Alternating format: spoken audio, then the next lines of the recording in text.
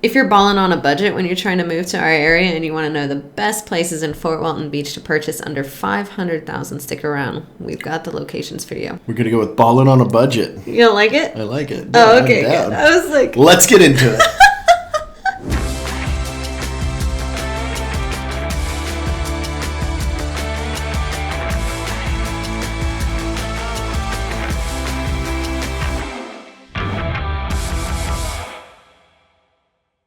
When AJ is talking about balling on a budget, which I don't even think that's how the kids talk anymore. I don't really know. I'm not a kid. I have no idea. It's true. I never understand what anybody says anymore, unless you're like 31. Like, I need a translator. Yeah. Oh, yeah. All the new stuff the kids are doing, like she or whatever. That's a real thing. Yeah, it's like a real thing. Somebody said that the other day. Somebody put a comment on one of our YouTube videos, and it just said, she, go look through them. I'm telling you. We're going to put it. We're going to find it. Can someone put a comment underneath this video and let me know what that means? Yeah, I don't know what it means. I'm going to Google it later. In today's video, we are talking about balling on a budget, not weird lingo the kids are saying. And that what we're considering that is what it's going to look like if you're looking at purchasing in Fort Walton Beach, Florida, for under $500,000. I know for some people that's a very high stretch goal. For others, it's like, well, we can spend more than that. But that's what we're going to focus on in today's video is what you can buy for $500,000 or less here in Fort Walton in the different areas. And we are going to break down each one of the areas because absolutely every single one of the 9 areas here in Fort Walton Beach, you can find homes, single family homes, not just like condos or anything like that, for under $500,000, and you can find a decent amount of them. So let's get into it.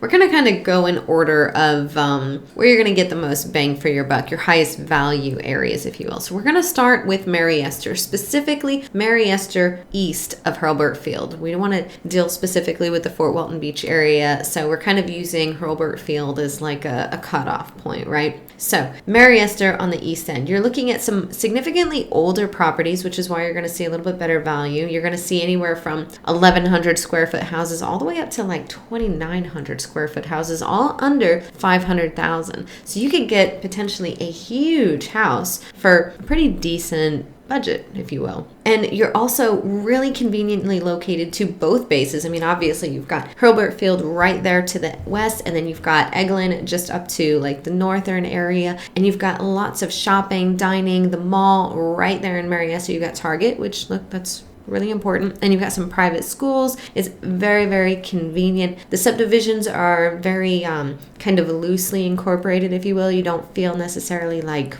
you're in a very manicured area all the time. They're older properties, so you're going to see a bit of a mixed bag of super manicured versus not so well manicured, something that's more, kind of natural, if you will. So all kinds of things right there in that small area. And you've also got Mary Esther Cutoff right there, which is that main road that's kind of going north there, which has a ton of different restaurants and shopping, like smaller shopping centers there. So Mary Esther east of Hurlburt, definitely kind of cool because you've got, well, just lots of access to stuff quickly. If we head up that Mary Esther Cutoff, that north-south going road that he was just talking about, and over to the northeast area, so we're kind of going diagonally if you kind of picture things like a box, and you've got the map here on the screen. That's going to take you into Ocean City. Ocean City is another good, I hate to call it like a bargain city, but for the purposes of this video, I feel like it's important to note that you can get other affordable properties in this area while still being super close to everything. So Ocean City is kind of what we would call the heart of Fort Walton when it comes to the actual location. It is, as you're seeing on your screen, smack dab in the center. That comes with pros and it comes with cons. One of the pros being that there are lots of different properties there that you can get from all different sizes and prices. The con being that they have not upgraded as quickly as some other portions of the city because it is right there. A lot of people aren't wanting to tear down their homes. They're kind of keeping them up a little bit longer. So you've got older homes for the most part, but you also have the location of being smack dab in the center of Fort Walton. So whether you're trying to go up north to Racetrack Road to grab something to eat, or go to Mary Esther Cutoff as we were talking about to the south, or even head on the other side to Eglin Parkway, which is another one of the main roads going through that also has a bunch of different restaurants and things to do, you've got that option and you've got it very, very quickly. For prices in this area, as we're shooting this video in February of 2023, we're seeing some as low as $80,000. Now keep that in mind. That's going to be a pretty significant fixer-upper, right? It's going to be a house, but it's going to need a little lipstick, right? And you're seeing properties anywhere from 1,000 square feet all the way up to 2,800 square feet. So not the highest potential. You know, we saw that one in Mary Esther, but not far below it at all. So definitely a great secondary option when you're looking at purchasing something at as low as possible. Now, keep in mind, as AJ just said, a lot of them are going to be a lot older. So 1936 is the earliest we found in the last 3 months. There's actually some properties that are a little bit older than that. And then it ranges all the way up to brand new builds. Although once we start crossing that, $400,000 to $500,000 barrier, they get a little bit less because they're starting to put a little bit more effort whenever they do get land because, well, it's landlocked. Fort Walton Beach doesn't have any more land to build on. So when they do find a lot, they tend to be a little bit bigger because it is Fort Walton Beach. And they put a bigger home on it, which means inevitably more money.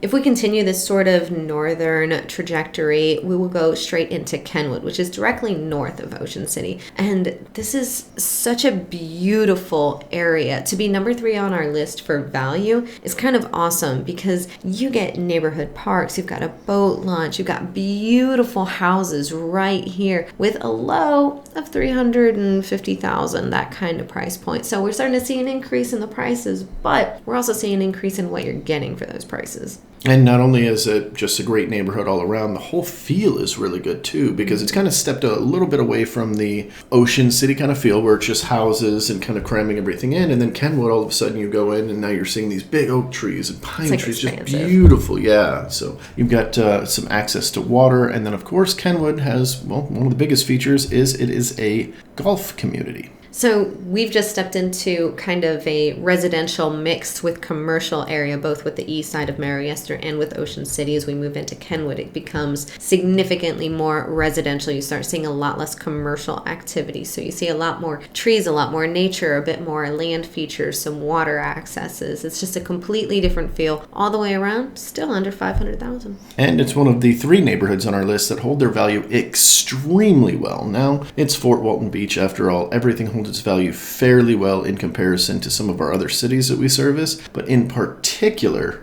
Kenwood is one of the big ones. Oh, speaking of value, did you guys know that we're actually realtors in the area? We are. Oh. I knew that. Did you know that? Shameless plug. So if you're considering moving to the area, maybe you've been looking on Zillow or Realtor.com or something and you're thinking, you know what, I'm going to move to this area. Or maybe you just got some orders and you know that you're going to be coming to this area. Go ahead and give us a call, a text, however you want to reach out to us. We would absolutely love it. All of our contact information is on the screen. And if you know that your move out date is a bit later on, but you want to keep watching videos so that you can be super informed on the area, whether it be here in Fort Walton Beach or anywhere along our coast, go ahead and hit the subscribe button and also ding the little bell so that you get notified every time we do another video. So as we were mentioning a second ago about the prices, in Kenwood they are going to start a little bit higher at about that $357K range like AJ was saying, and then of course that's going to keep going up. We're capping this video at $500,000, but Kenwood does not stop there. There are waterfront properties, so it does go a little bit higher. Now, because of the type of neighborhood Kenwood is and how it was originally intended to be built, the homes are a little bit bigger, although not massive. So you can generally find homes in this price range from about 1,600 square feet all the way up to about 2,500 square feet. And then this is an older, more established neighborhood, but not so old that they're tearing stuff down to build new properties unless they have to for some reason. So your year range is going to be about 1955, give or take, all the way to about the mid-1990s. We talked about some of the pros of Kenwood, and one of those was all the water features, right? If we continue east just a little bit, and follow along on the map, then we go into Paquito Bayou, which is so beautiful because of all of those additional water features. We start seeing these kind of like fingers come up of water, and it just continues this whole natural theme and beautiful aesthetics of the area. So you're seeing water on 3 different sides here in Paquito Bayou, and I just have to mention this. I lived here for a decade, and I didn't know this city was here. And what's even worse, not city, but this little neighborhood was here. And what's even worse is I drove by it every single day. They have this thing so secluded, you wouldn't know it's there. So I used to drive from Eglin Air Force Base right outside of the front gate to my house in kind of the, right area, which we'll talk about here in just a second. And so I drove right by Paquito Bayou. It wasn't until I was in the military for 8 years here in the area and a realtor for about 2 or 3 before my first house popped up and somebody said, I want to see this. And I'm like, I have no idea where this is. And you kind of come in, so if you're seeing it on the map, you're kind of heading north, and then you head, west, and you come into it. Beautiful trees, just very similar to Kenwood, but more dense, more quiet, secluded feeling. My kind of style, all the trees. Yeah, and you go through and you've got big lots, you've got older homes, very similar to Kenwood, but just like tucked away out of nowhere. They've got a lot of amenities for you. They've got boat launches, they've got several different smaller parks and a couple of medium-sized ones. Just a lot going on in this neighborhood, and it is extremely highly desirable. So that's why it made number 4 on our list. We're seeing low prices in around $285 price point, but please keep in mind, this is going to be a fixer-upper, like a big fixer-upper. It's going to need a little bit more than lipstick in this price point, but they are available. And whether you're using a conventional loan or a VA loan, there are a lot of loans out there that will help you to actually roll the cost of fixing up a property into your actual loan. Definitely give us a call if you have any questions about doing that. If you're wanting to do a fixer-upper because you want to be in one of these nicer areas for a property that will have an after repair value of maybe more than $500,000, but you're not ready to put down $500,000 right now. Now, don't let that scare you, because just because the lower end of that $285,000 is generally going to be a fixer-upper like that, just because of, location, right? It's highly desirable neighborhood. You can still find properties that are turnkey, ready to live in for under $500,000. You're just going to be more in the $400 to $450, all the way creeping up to $500 range at the time that we're shooting this video. Although a couple of years ago, it was a different story. Prices have just changed. We're going to be seeing properties from about 1,500 square feet to around 2,700 square feet. So pretty decent size houses, even on the low end. That 1,500, that's where a lot of people kind of like to start. That's not saying you can't deal with something smaller. Maybe you're a minimalist or you don't have very big beds. Lots of folks are happy with under 1,500 square feet, but our largest audience seems to prefer above it. So Paquito Bayou is pretty good for the size of the properties. And then as far as the ages of the home, they're going to be about 1958 to about 2015. I don't know how accurate this is. This is what I was told when I was out there at Eglin Air Force Base, is that this whole area used to be officer housing once upon a time. So in the, I guess, 1950s is when they started building them, and they would put the officer corps in there, and then eventually it became enlisted corps, and then they did the officer village a little bit further south down the road. They have since already torn down that whole area. It is completely gone now. But quick little history of Paquito Bayou. It is now all completely residential. It's not military. So if you're thinking, I can't live there because of that, don't worry. It's all completely open to the public now.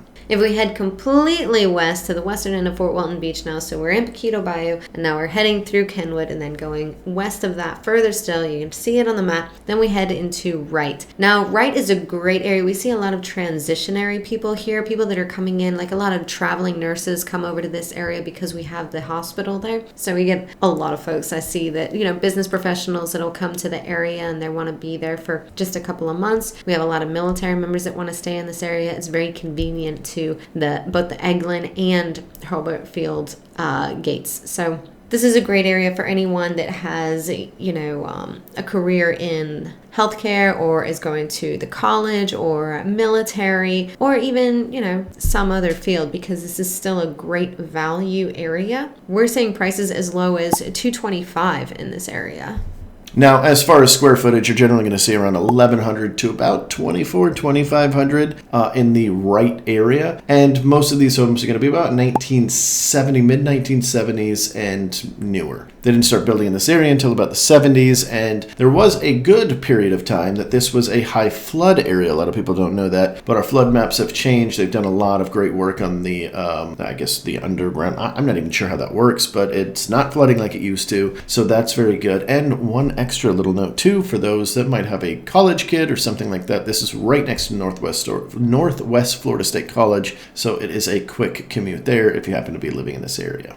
So we're going to head south now. So we're going to go from Wright. We're going to go down through Overbrook, which we haven't spoken about yet, down through the east side of Mary Esther and just over one. Then you have the actual west side of Fort Walton Beach. I know I just talked about going south and east, but this is considered the western side of Fort Walton Beach. We're going to see a whole lot of commercial businesses here. A lot of your professional career buildings are going to be over in this area, but you're also going to have some residential buildings here as well. The big advantage with this area is you can start seeing prices at about the $145,000 range within, of course, the last 3 months, as we've been using parameters for this entire video, and then scaling all the way up. The disadvantage is, as AJ said, it's the commercial area. But you've got lots of great restaurants. You've got Uptown Station right across the street there, which is technically in Elliott's Point, which we'll talk about here in a second. But lots of quick access to everything. And then you've also got kind of where the beginning of downtown Fort Walton starts. Now, for those of you guys that are going to want to take a golf cart there or maybe even walk, this is probably going to be a little bit too far for both of those. In fact, you definitely don't want to do a golf cart. You will get pulled over. It's not, even if it's street legal, this is not a place that you want golf carts, but it does have that portion where if you're on the south end of the West Fort Walton Beach area,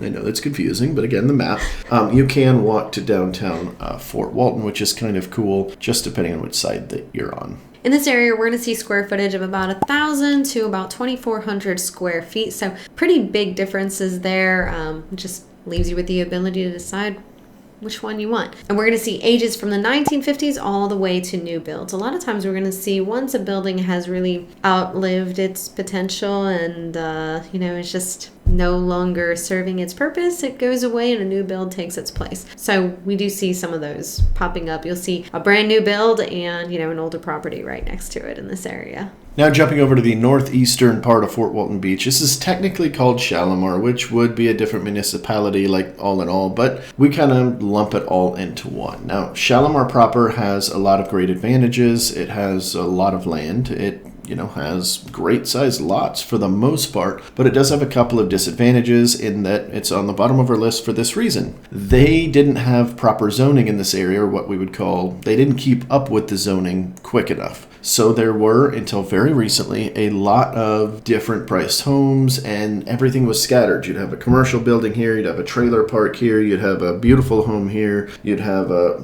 residential commercial business here that served cupcakes or what have you. It was just all over the place. Now, they're slowly cleaning that up, and one of the biggest trailer parks in that area has gone away. Not that there's anything wrong with living in a trailer or anything like that, but it was not being taken care of very well. Luckily, that has since been demolished. Some new homes have come up, and Shalimar proper has been coming back up. So I actually expect if we do this list in the future, I have a feeling Shalimar proper is going to be a little bit higher. Now, there is Lake Lorraine Estates and Country Club Estates, which are even further east from there. They're not really on our list. They probably should be. Those are kind of very similar to Kenwood and Poquito Bayou, but we didn't want to clutter this up with 14 neighborhoods or however many that would be once we add in all the smaller ones. We just kind of did Shalimar proper as its own section. Now, Shalimar proper doesn't have any direct grocery shopping there, really, other than like a gas station or something, but they've got several other things. You are going to have to go southwest to go to your nearest Publix and kind of go into that Ocean City area for any of that stuff. But if you're like me, you don't really like to cook, you just don't have time to cook, there is a Clean Eats and also a Peppers if you kind of want a treat. So you can be healthy or you can have taco and margs.